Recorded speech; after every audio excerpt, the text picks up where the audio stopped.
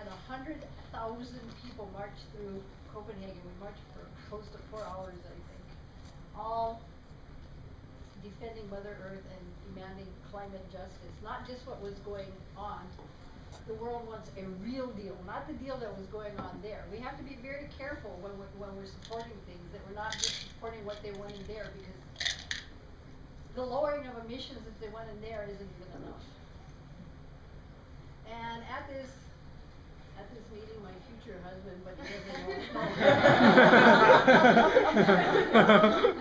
Evo Morales was there, and he spoke, and he realized that this didn't go anywhere, and we weren't going to get real change, so he decided that he was going to host the World People's Conference on Climate Change and the Rights of Mother Earth in April of 2010 in Cochabamba, Bolivia.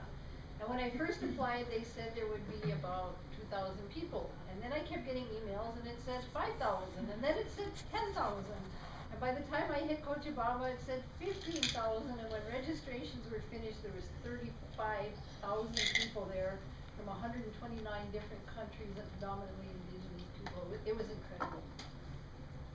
And as you can see, all the people, and there was all kinds of people from different cultures. Keep going. Just to give you a feel of Bolivia. Okay, and at this, first there was a people's agreement that had to come. We had to come to an agreement as peoples of what we wanted and where we were going before we did the United Nations. The People's Declaration on the Rights of Mother Earth. And most of all, what guided us was today our Mother Earth is wounded and the future of humanity is in danger. And I'd like to say something about that too. When we were there, everybody knows about Evo and everybody's enthralled with Evo. Well, the Vice President spoke. And what he said impacted me so hard. He said, let's tell the truth here. We're all saying that we're yelling for the rights of Mother Earth and the protection of Mother Earth. But Mother Earth will be here with or without us. And we may destroy her till there's nothing left, but she will heal even if we're gone. We're fighting for our own survival.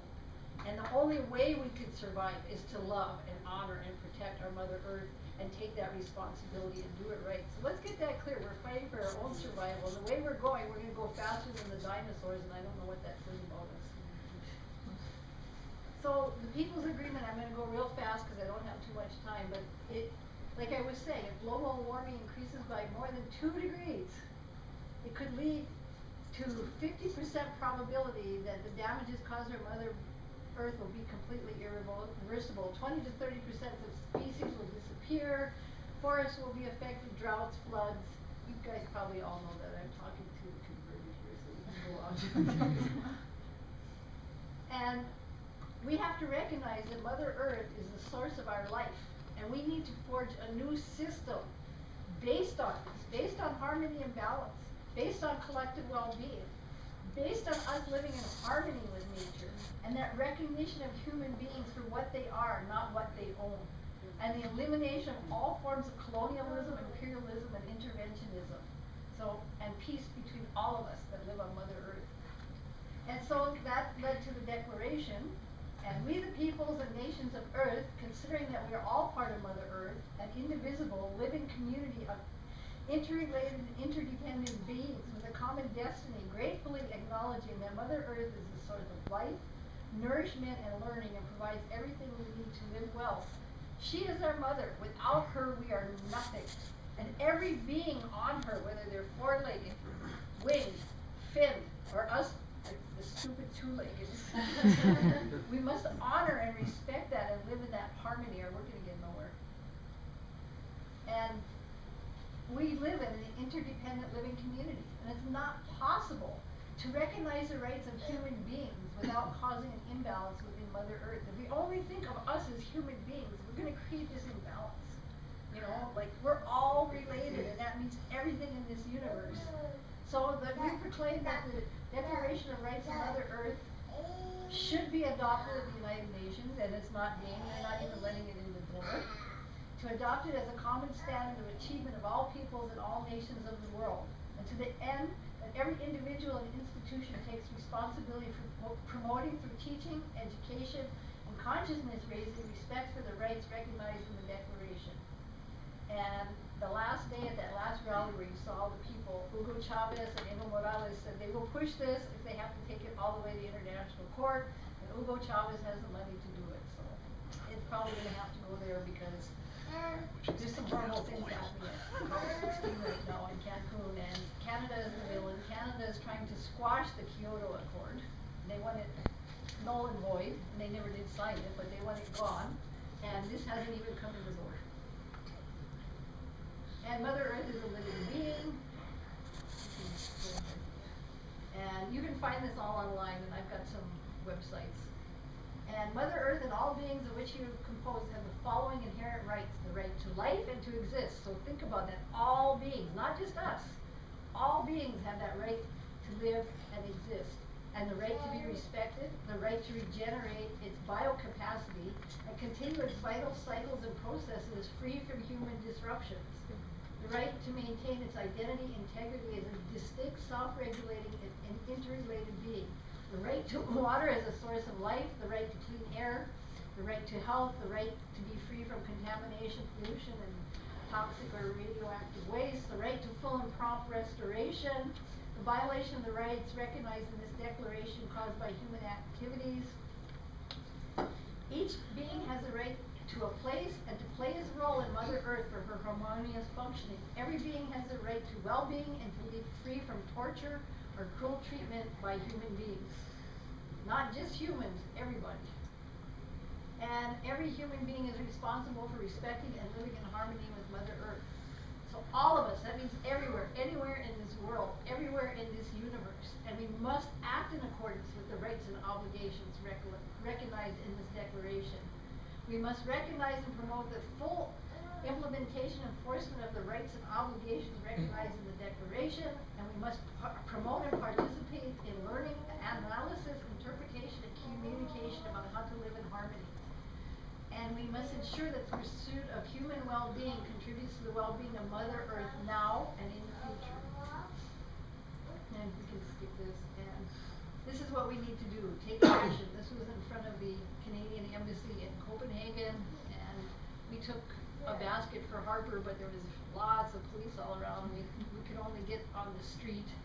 And in the basket was the Kyoto Accord signed here. We had a little yellow sticky, and we had the United Nations Declaration on the Rights of Indigenous People with a yellow sticky, which he has signed, but it was a hollow victory because he said it wasn't binding and he would interpret it any way that he wanted, but he signed it. And I think he signed it because he was pushed off the Security Council.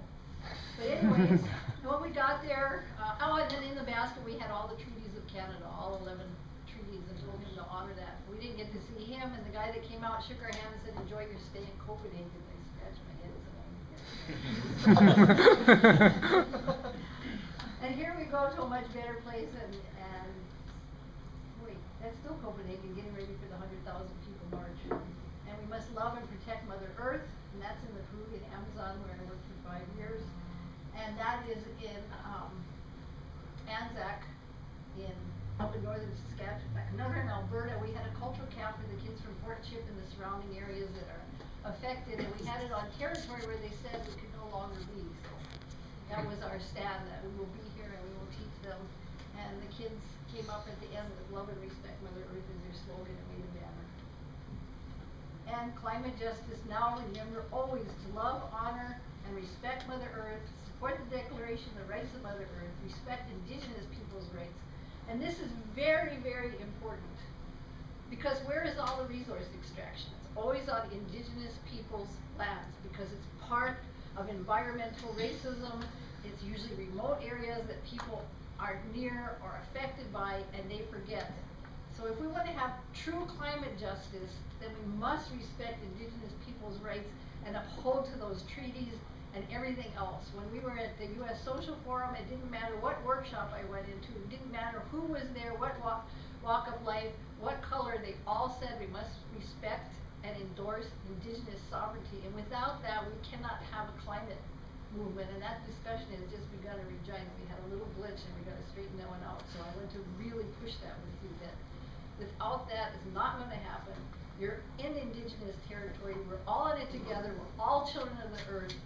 But it must be a really important part, because if they have to respect our rights, then they're gonna have to go back to those treaties, and they're not gonna be able to do the exploitation that they think, and they're gonna have free and prior informed consent. So it's really, really important that we focus on this, and it's not because, oh, well, Indians are special or anything like that. There's a reason for it, and we're all in this together. And be the change you want to see in the world. You have to be that change. You can't just think it here. Because I was reading a book on climate justice, and they said the change will not happen in the boardroom, it will not happen in a meeting, it will not happen in talks.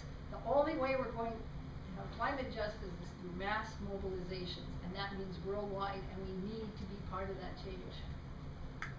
It's up to us. Together we can make a difference. Okay, and here's some websites where you can get information on all of these things. So with that, I think I didn't go over my time, and now let's get to it.